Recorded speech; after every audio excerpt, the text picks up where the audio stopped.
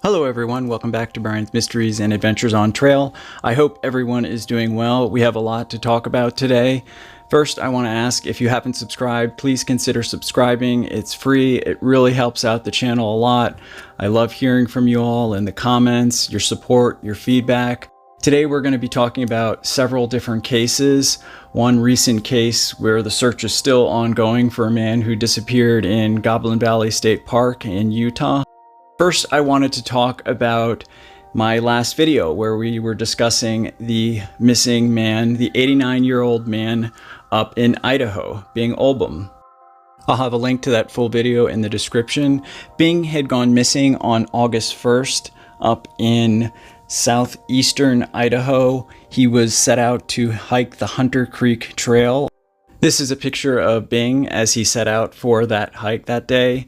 He was in good spirits, in good shape. This was the first time he was going to do this particular trail, but he was familiar with that area. Here are some more maps up. He was heading towards Herd Creek. And for those of you that are going to ask, yes, these pictures are all from in and around the area that he was hiking on. So I'm not an expert on the flora and fauna, but if you see it in the pictures, then it grows there. He was supposedly supposed to exit somewhere around the McDonald Creek area. He never showed up, and an extensive search lasting a week that included not only search and rescue personnel, but people from the community. The McDonald Creek area is located in the Jim McClure Jerry Peak Wilderness, which is about 10 miles north of the Hunter Creek Trailhead as the crow flies. Here are some pictures in and around that area. A week having passed and Bing still was missing, more residents from the community got involved in the search. They actually went out on horseback. The exact details of where Mr. Olbum was found and how this all came together were not released. Some people from the Custer community got in touch with me, told me different variations of what happened. People from the community noticed a campfire, then other people came back to that area on horseback. They arrived a little after midnight, around 12:30 a.m. on Sunday morning, August 11th, 10 days after he had gone missing. These residents were able to get him on a horse and they were able to return him to his home by 3 a.m. that same night.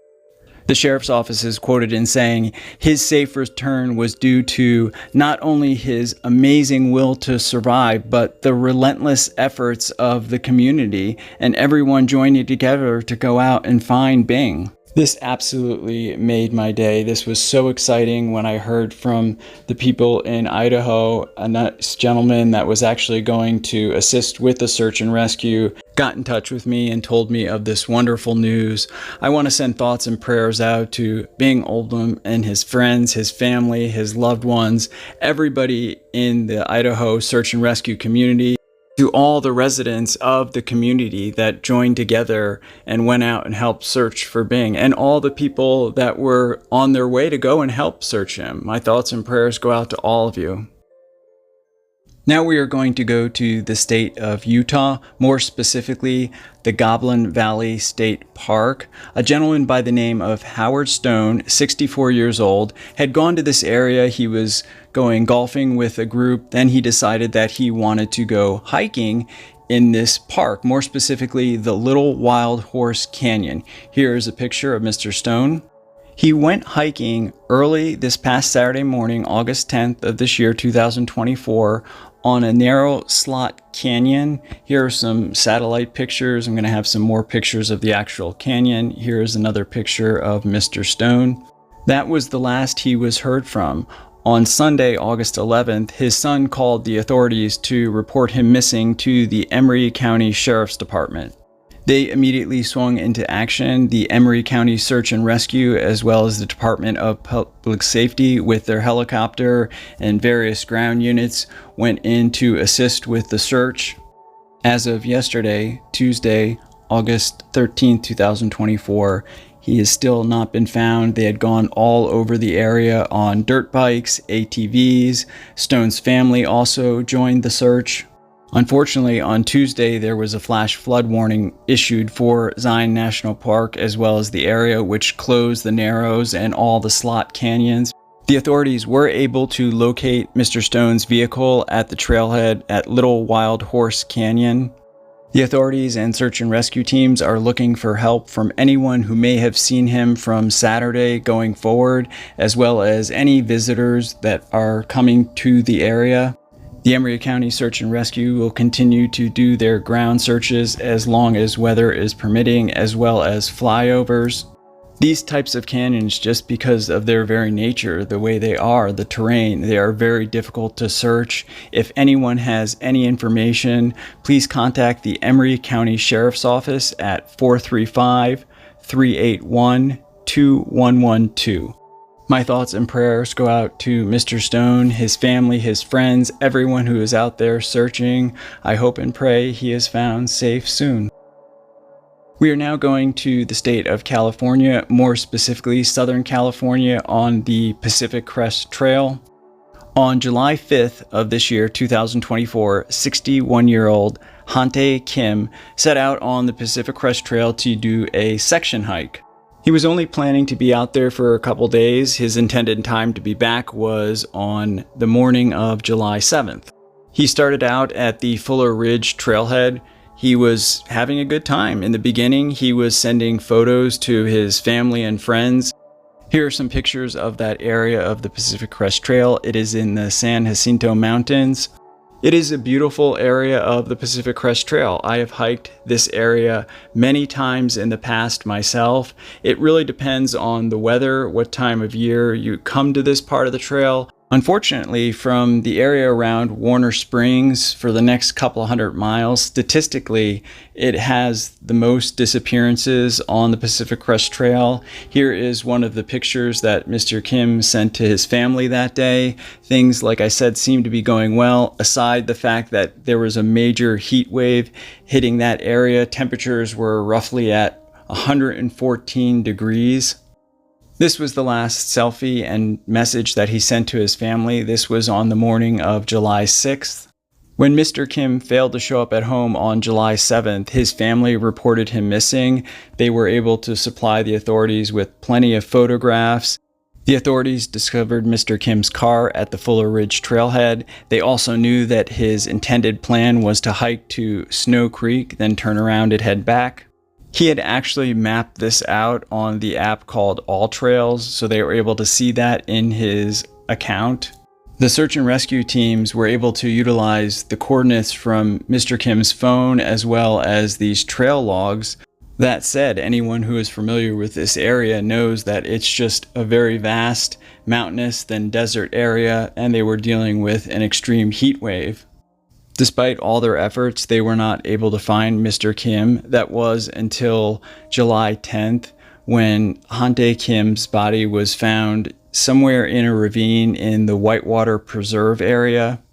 These are some pictures of the area. It's not known exactly where he was found, but it was south of Whitewater and Snow Creek. This area of the trail, when you start out in the San Jacinto Mountains, you're up at a very high elevation. Then you come down into the Whitewater area. It's desert, it's very dry. The water sources can be limited. It all depends on what time you're there. Obviously, this was during a very bad heat wave.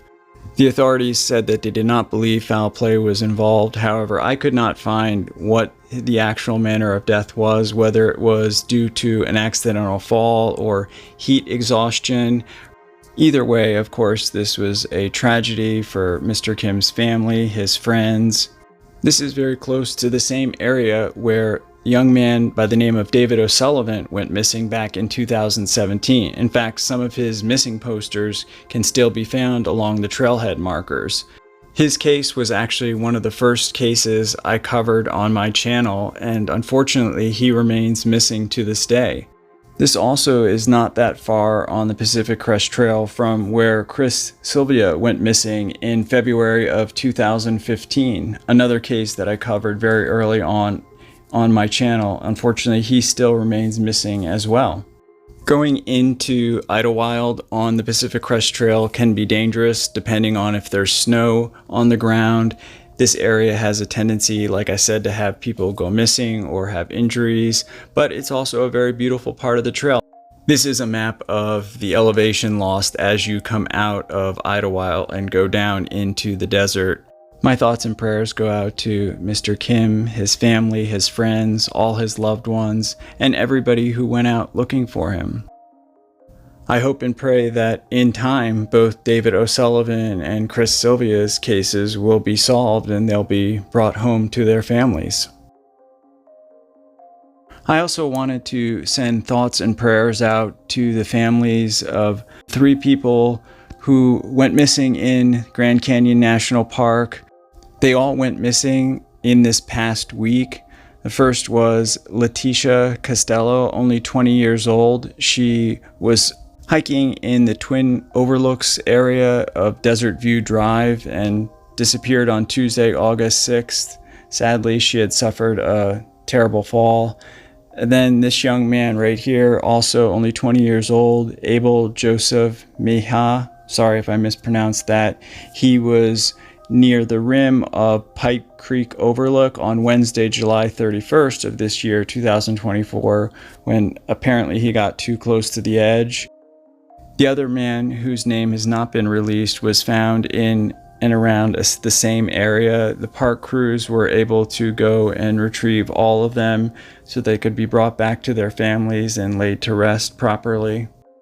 My thoughts and prayers go out to the families and loved ones of all 3 people. I'm not trying to fearmonger or tell you what to do, but please be extra cautious when you're in any national park or in any hiking adventure so that you can go on and have more adventures in the future. Thank you all for watching. Thank you all for all your support, your comments, your feedback. I love hearing from you, so please leave me a comment. Special thank you to co.ag for providing the background music. Hopefully, I will see you all in the next one. Take care.